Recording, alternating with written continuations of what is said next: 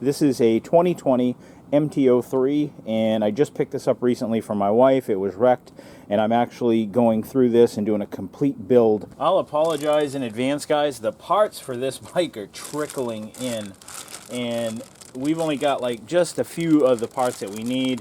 Only one side of the handlebar risers came in, so the rest is on back order.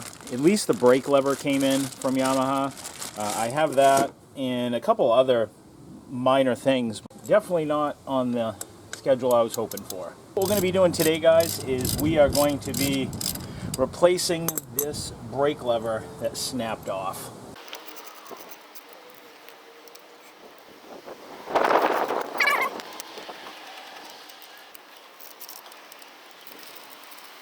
It will be a little more obvious here, guys, once I get this peg off and stuff. You'll be able to see exactly what broke off and how it broke.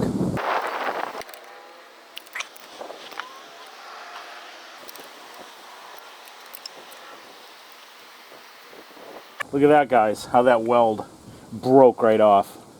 Pretty plain and evident. You know, just one side was welded, so it easily broke off.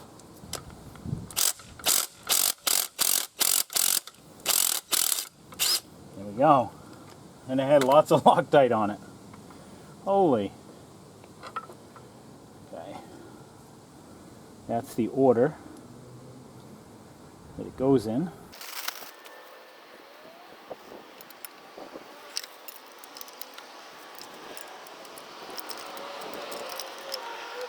Alright, let me go get some grease to grease the shaft of the bolt and some Loctite to lock it back in there.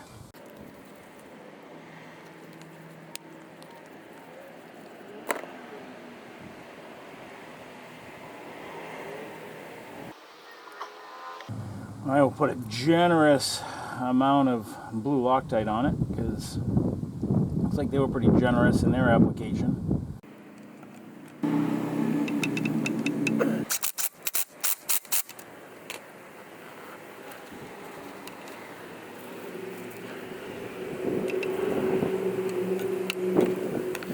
We got the spring for it.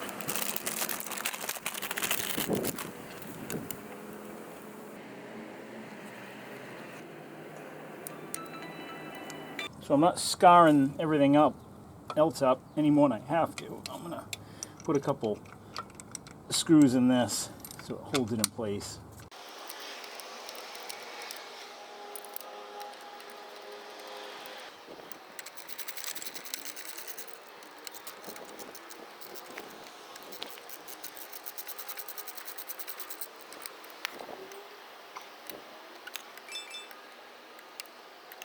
I've ordered a shop manual for this bike because I don't know what any of the torques are, so once the shop manual arrives, then I can go back through and torque everything to factory spec, but for right now I'm just having to get them tight.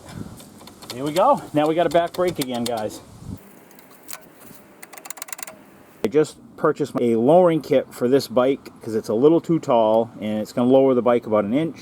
So in order for this to sit right, I'm going to have to cut my kickstand and lower that by 1 inch. But if I have the bike with no kickstand on it, because I'm going to have to cut it, then send the kickstand out to powder coat to be fixed, I got to have a way of holding this bike up. So what I'm going to be doing is installing a set of spools on the back here. So that's what we're going to do first. Then we can get the kickstand in the workshop, we can cut it, build a jig, because we're going to need to make sure that this goes back together the exact right way, and then we can start welding it up. And these are the spools I'm using, guys, and they're Woodcraft, and they're spool sliders actually, so they're a little bit thicker. So she dumps it, so we got the spools, I got some blue Loctite, and I got a 5mm hex key, and we throw these on. Let's do it.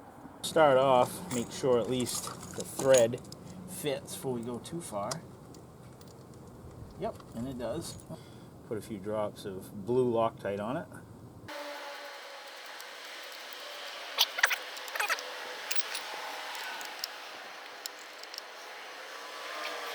Alright, here's one. Let's go do the other side now.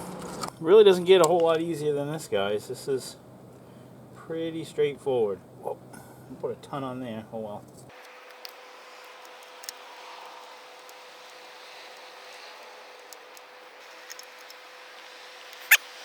So one of the things that I noticed, guys, when I was straightening out this ABS ring is when I went to go pull the axle out of the wheel, it came out dry. And this is one of the reasons why I go through bikes the way I do, especially if I know that they've been crashed or even something that I buy.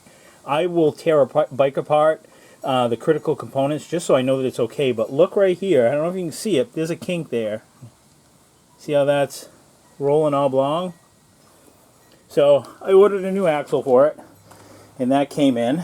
So that's right there. That's right through Yamaha. It may seem foolish that I go through these extremes on bikes like this, but unless you really take it apart, you really don't know. Now that I know that that axle's bent, now I'm going to pull the fork tubes out, and I'm going to check each fork leg to make sure that they're not bent. And I don't think they are. I've sighted down them. Usually one of the first indicators of a bent fork is leaky seals and stuff like that, so I don't think that that's the case. This front end seemed really smooth when you spike the brake and push on it, so we'll see. But the steering stem bearings do need to be adjusted. Let me show you. I don't know if you can see, but look right in there. See if you can see some play. You can actually hear it. So, in order to adjust those, we gotta take the handlebars off, pull out this nut, loosen these triple tree clamps, and while I got it apart, I might as well just check it and lubricate everything. Although it's only got 1,000 miles, that way we can inspect the bearings. Let me show you something else, guys, that when I'm looking to buy a motorcycle that I look for, and it'll kind of give you an idea of how hard of a crash it's been into, if it's been in a front end crash. You see this area right here? This is the little boss that's stamped onto the lower triple tree.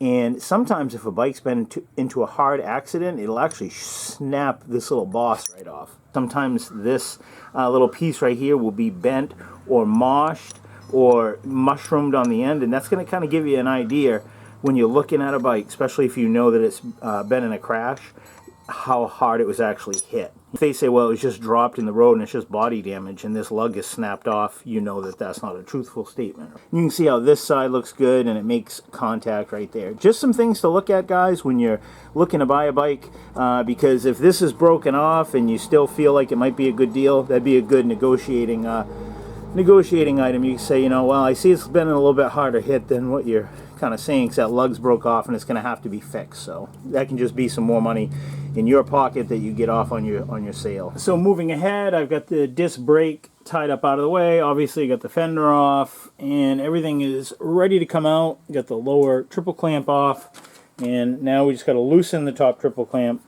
We'll slide this out and we'll check it for straightness. Now we want to just carefully slide these out of the tube so we don't scratch them all up like I might have just done. I don't know. No, didn't do it. So we got a nice clean flat work surface, and from my experience learning the hard way working on bikes, this isn't I'm by no means a professional mechanic at all, but I just know from things I've done in the past, like I said, learning the hard way, some of the things you're looking for on a bike that's been crashed is make sure that this area in here is absolutely perfect with no defects, no scratches, no nicks, because if you see any of those things, this is important when you're looking at a bike too, to thinking about buying it, because if you see any nicks or scratches in any of this, your fork seals are going to leak and you're going to have to do a fork rebuild. The forks are going to have to come out. Those seal savers just aren't going to fix it. You know, those little things that you slide in there, they're going to have to be fixed. So this one looks really good. I have no issues with that. So now we're going to check it for straightness. So just going to wipe it down. I have it on a nice clean surface here, and I'm allowing the fork leg to hang off the side of the bench. And what you're going to do is basically look at it in two ways. You're going to make sure that this fork tube here isn't bent, and you're going to do that by spinning it to make sure that the gap remains the same all the way across as you rotate it, which I'm doing now, and that's absolutely perfect. Then the next thing you're looking for is this, to make sure that this part isn't bent, and that's generally what will bend when a bike's been in a crash. And I've run this a few times, examining it, it's absolutely perfect. So this one can go back on the bike.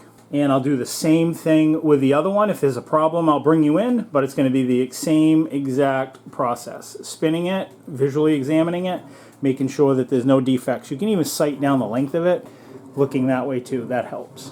Now you want to make sure you have this supported really well, and the reason raising it up by the handlebars doesn't work is because I got to take all of this apart to be able to get to these bearings to adjust them, and I'm probably going to take it apart enough that I can actually inspect the bearings just to make sure that they didn't get hit. I know they're not going to be dry of grease, but then again, the factory doesn't overly lubricate these anyways, so a little bit of extra soap-based lithium grease will help. But I'll show you how I got this thing propped up.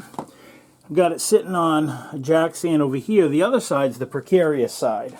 So if you have an aftermarket exhaust, you won't have that problem. You can see over here, not a lot holding that on there, but you know, you gotta hold it in the right spot, just like that, so it doesn't come off. And then to jack it up, I've just got right on the edge of the oil pan with a scissor jack, and I have some cardboard underneath it. And the bike is super firm. There's not a lot of weight on this. I can actually probably lift the bike up with one hand right here, just because those jack stands are so far forward. So there's not a lot of weight on that oil pan. This bike is set outside right after it was crashed, and that explains all the weather damage and all of that. So what we'll do is we'll take a brass wire brush, and we'll squirt some WD-40 in there, clean those surfaces up, get them back so they're like that. There, I inspected that second one. This one is absolutely perfect too. So let's set this aside, and we will have them when we're already put it back together. So we need to get to the nuts underneath this top triple clamp. So we're going to take the handlebars off. I've already got them loosened up. We'll throw a rag down here. I've got new handlebars coming. And I have a new gauge face coming too, because it has that little tiny scratch that we talked about in it. So, but for now, we'll try not to damage anything. We'll put that there, keep things nice. Either the riser is bent or the handlebar is bent, and I have new risers coming too. Maybe once I take this top triple clamp off, we'll figure out what has actually bent.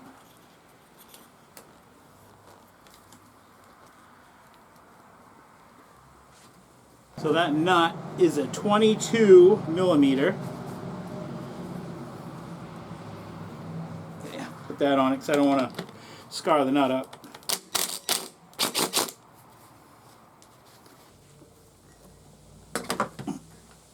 We have a little locking collar piece, and then we have this nut. Then there should be a rubber washer and another nut down below. That below nut gets torqued, I think, like 30 or 35, and then it gets backed off to 13. This is pretty janky, guys, but it's gonna work. So pull off my horn button here, my horn wires. There. Now this triple clamp's all loosened up, and I've got the whole entire headlight assembly lashed up to the top of my garage. Like I said, it's janky, but it works. But you can see how this has now freed all this up. I did tighten it just to take out some of the play, but I'm curious. I just want to make sure the bearings are good and that nothing is squashed. It doesn't feel notchy, so that's usually a sign that something is bad. But like I said, I won't know until I actually pull this apart. So, and here that is, guys, and I think we're good. It looks pretty good. So we'll put it all back together, and we'll call this done.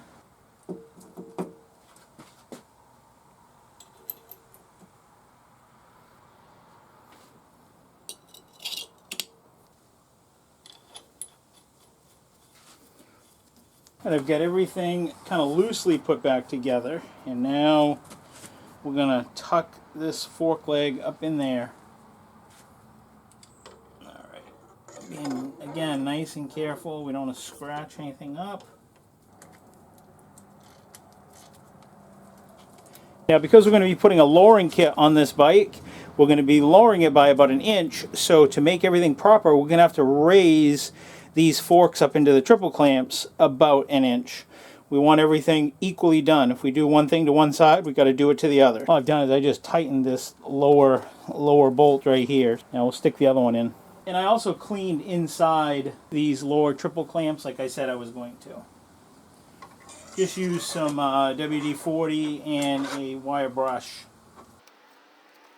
So I've already set the other one to its final height. Now I just got to set this one. All I'm doing is making sure that each side is adjusted evenly, and I'm just using calipers. You don't have to use calipers. You could use a tape measure. You could use a piece of 1-inch wide flat bar and just measure from the top of the triple clamp to the top of the fork leg. All you're making sure is that they're even. That's all. Now, as I mentioned in the last episode, I ordered handlebars because I thought the handlebars were bent, or I even thought that these risers were bent. Well, it wasn't.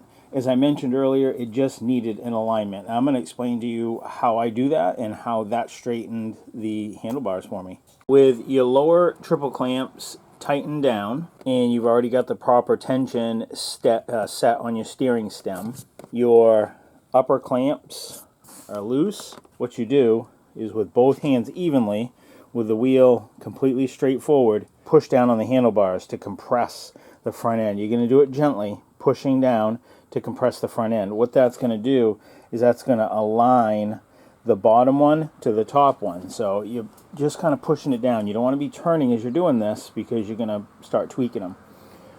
Once you've pushed it down a few times, then you can come up here, torque this to spec, and then tighten your upper clamps. Make sure you're torquing the top and the bottom. That's really important. Torque them to whatever your factory manual says. Now, I've cheated because I've already put this back together and taken it down the road, and I know that that's corrected everything. You can let off the handlebars. It goes completely straight.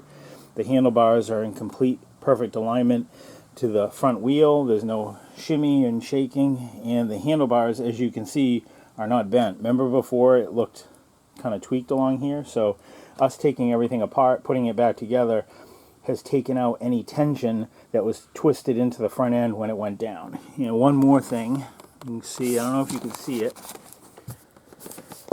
right here is a little, see that little dot?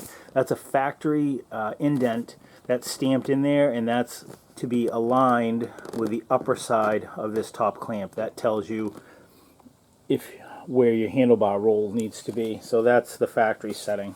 All right, so more parts came in, guys, so let's at least finish this episode out by putting on a couple more parts. Yes, this, you can see this piece is all afloat. It's got all kinds of broken plastic on it. This is the side it went down on. I'm still waiting on the gray. This piece here, that's not in, but I think I've got some of this. You know, you can see there's some scuff damage here.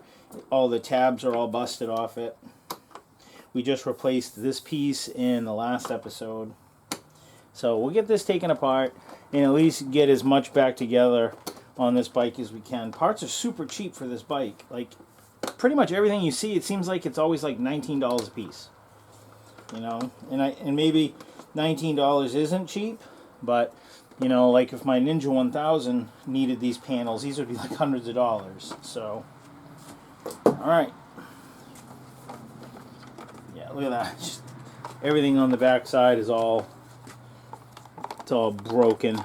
Everything's all snapped apart, the vents and the grills. So we'll take this apart and get it all replaced.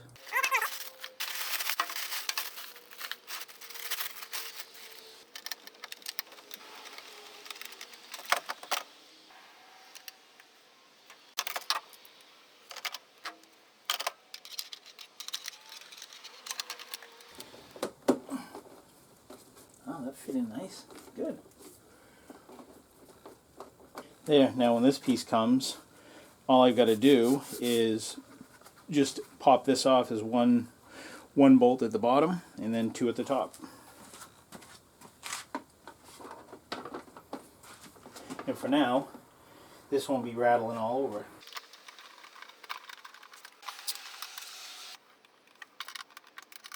And that's all there is to it, guys, to this week's episode. Be sure to tune in next week where I'm going to be showing you how I lowered this. It lowered it by a little over an inch, so my wife can now flat foot it. So until next week, guys, I will see you then. Take care, stay safe, like, comment, subscribe. Bye.